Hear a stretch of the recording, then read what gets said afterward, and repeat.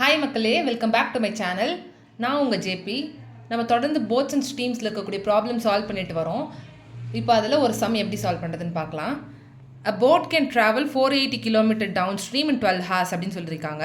இப்போ down stream speed என்னது 480 kilometre வந்து அந்த போட் 12 ஹவர்ஸில் வந்து ட்ராவல் பண்ணுது. So downstream speed is equal to distance by time. அதனால் 480 கிலோமீட்டர் டிவைடட் பை 12 ஹார்ஸ்னு போடுறேன். இது ஃபர்தராக கேன்சல் பண்ணால் நமக்கு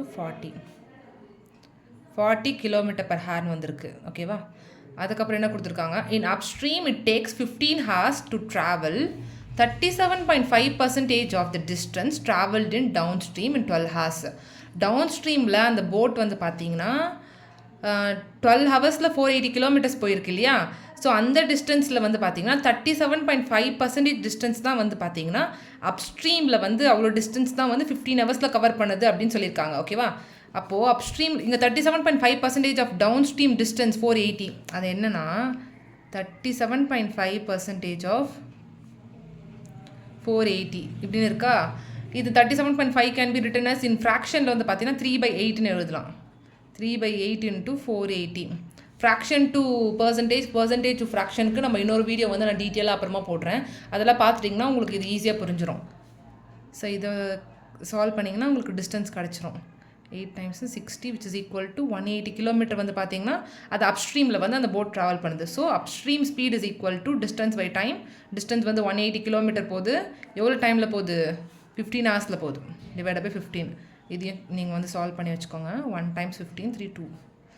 ஓகேவா? ஸோ 12 கிலோமீட்டர் பர் ஹார் வந்து பார்த்தீங்கன்னா அப்ஸ்ட்ரீமில் போகுது. நெக்ஸ்ட் என்ன கேட்குறாங்க, find the speed of the boat in still water அப்படின்னு கேட்குறாங்க. ஸோ போட் ஸ்பீட் கேட்குறாங்க. போட் ஸ்பீட் வந்து நம்ம கண்டுபிடிக்கணும். நமக்கு வந்து downstream and upstream speed தெரியும். ஃபார்முலா வச்சு நம்ம ஈஸியாக கண்டுபிடிச்சிடலாம்.